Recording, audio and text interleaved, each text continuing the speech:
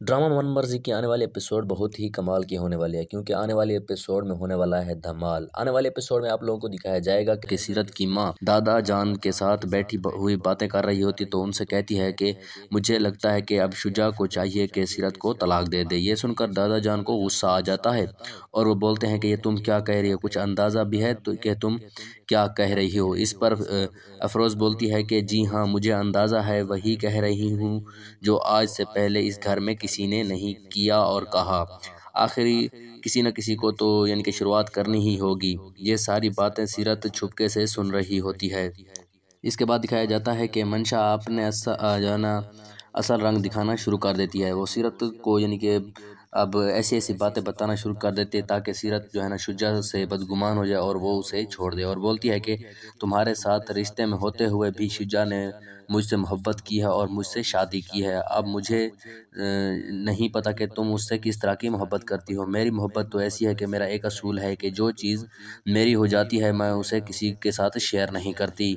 ये सुनकर सीरत को डर लगने लग जाता है कि कहीं ये मंशा जो है ना शुजा को अपने साथ ना लेकर चली जाए या शुजा उसे उसके कहने पर उसे तलाक ना दे दे। इसके बाद सीरत अपने कमरे में जाती है और वहीं पर रोने लग जाती है। तो थोड़ी देर के बाद वहाँ पर हादी आ जाता है, तो वो सीरत को रोते हुए देख लेता है और पूछता है कि क्यों रो रही हो। तो सीरत बोलती है कि शुजा ने मुझे धोखा दिया है। तो ये सुनकर हादी बोलता है जैसे उसने तुम्हें धोखा दिया है उसी तरह मंशा को भी धोखा देगा। ये मेरी बात आप तुम ना लिख कल रख लो। ये बिल्कुल सही वक्त है फैसला लेने का। अगर आज फैसला ना किया तो कल तुम्हें पछताना पड़ेगा।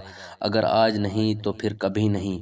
पता नहीं कि अब सीरत क्या फ़ैसला करेगी। इसके बाद दिखाया जाता है कि ज़ारा और हमज़ा का झगड़ा हो जाता है। हमज़ा मंशा के लिए मरा जा रहा होता है। ये सब देखने के बाद ज़ारा बोलती है कि मुझे पता है कि मैं मंशा की तरह नहीं बन सकती। मेरा बोलना का तरीका और एटीट्यूड कुछ भी यानी कि तुम्हें पसंद नहीं है। मैं मंशा की तरह नहीं बनना चाहती और ना ही बन सकती हूँ। मैं उसकी तरह बातें भी नहीं कर सकती। इसलिए मेरा मुश्किल है मंशा बनना और आपके लिए मुश्किल है उसे भुलाना।